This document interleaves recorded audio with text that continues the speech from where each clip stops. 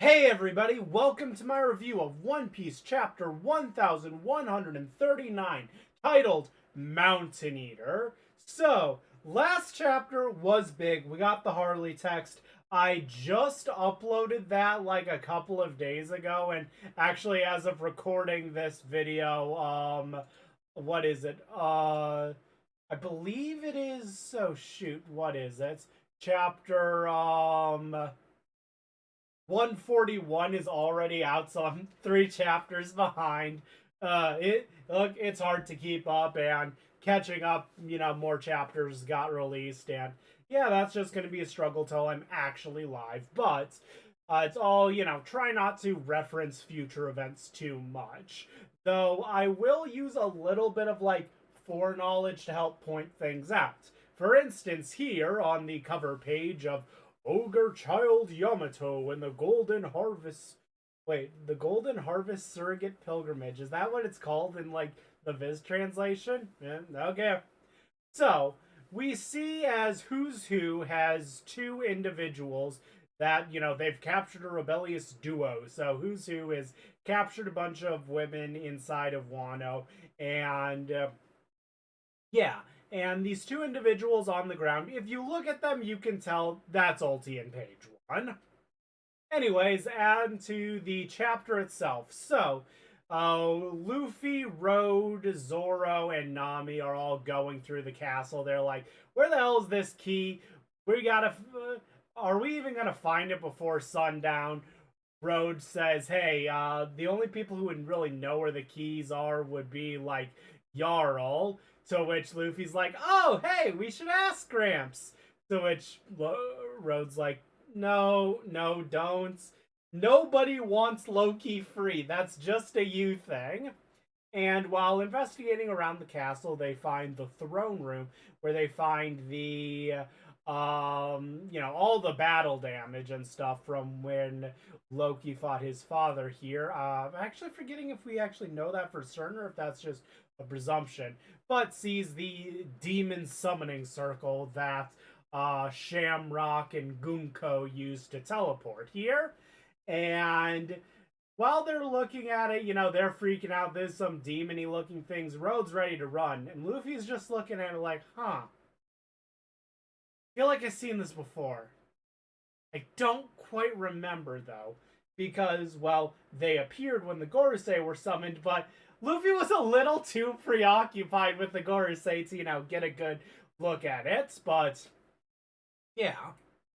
While looking around, while they're just like focusing on this, all of a sudden an axe is thrown, almost decapitates Road, and everyone starts freaking out as we see the man in the Casa hat, human, former pirate living in Elbath, Yasan. He starts talking about, there was a real strange hockey going around here, but that left. I heard stories about you, Luffy, including you took care of Kaido. Boy, I'd love to go to Wano again. And so, he starts laughing. So he's just like this real upbeat fella. And Luffy's like, oh, you're the, yeah, Rhodes says, oh yeah, this is husband of Ripley. This is the a father of Colin. And Luffy's like, oh, neat. Yeah, yeah, I guess I am a shrimp. So you met Colin and Ripley, huh? And talks about how his kid is 20 and his wife is 80 and older than him. And hey, not technically married because, like, look, marriage with a giant's a little not worth it because, well, she's gonna live a lot longer than he is. But yeah, then he just starts talking about how much he loves love. Starts talking about how he loves all the different mixed races of the world, like the Buccaneers, which I I'm guessing that this is confirmation that we know that Buccaneers is part of the list of half breeds. So I think it does mean that Buccaneers are like half human, half giants. And as he's going to go on, he's going to say that something to the effect that implies that basically anyone can have a kid with anyone in this world. So, as for people being freakishly tall, I'm thinking it's just, generations back giants. But, that leads to a bunch of questions like what? Akainu has some small bits of giant blood in him, and that's why he's really tall, and like so did Whitebeard, but like Kuma's the only one recognized as a Buccaneer. Like I'm not quite sure, but yeah. Gecko Moria probably has some ancient giant blood in him. Either way, I forgot whether we learned that ancient giants have horns in this chapter or the next chapter or chapter before. Look, I'm having trouble with this. I apologize.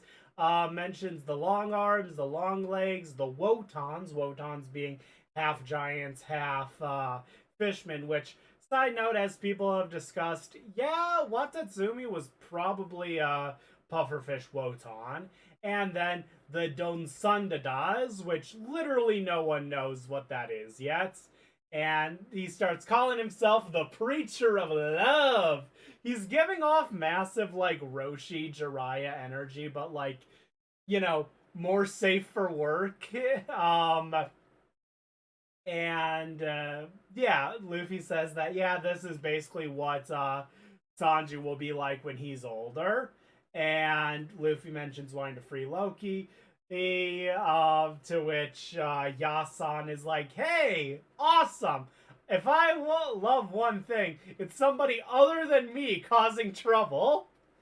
And before, he helps them get the key, starts giving them a warning about how, oh man, years ago, red-haired Shanks captured him.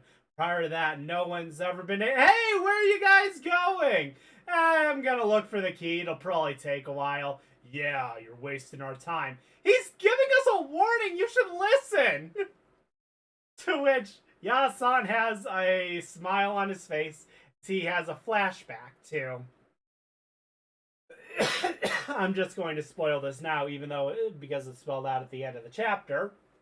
Yasan is Scopper Gibbon, or Scopper Gibbon, or however you want to say it, as we see that Roger is yelling at Rayleigh and Scopper saying, I'm sick of all your warnings. Are you afraid or something?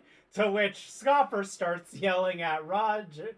Roger yells back, if you want to stop me, you'll have to do it by force. Scopper yells back, I'm telling you to be aware of the risks, idiot Roger. So we see that Gabon was, the man of reason on the Roger Pirates and would often butt heads with Roger. We then cut over to the village as the giants are talking about, oh, did you know? Yeah, Scopper Gabon lives here. He came here with, Roger and Rayleigh all the years back when Roger needed to heal and rest. And yeah, and one of the things he did once is he was on a mountain and a bunch of, like, enemy pirates were around. So, with nothing but his two axes, he struck down all this army of pirates as well as shaved the entire mountain clean of trees. And so he earned the title Mountain Eater, as well as left arm of the Pirate King. And and as we cut back to the castle, as we get to the treasure room, we see we see the key. Scopper runs up to it and starts, taking off his kimono or whatever it's called, takes off his Casa hat, and just says, you want this key? You can have it if you can take it from me. To which the narrator says, left arm of the Pirate King, Scopper Gabon. No break next week. Great chapter. Still mad it's not Shiki. Yeah, great chapter, real short. I'm going to stop this now and record the next review here in a couple of minutes. See you guys then for One Piece chapter 1140. See you guys then.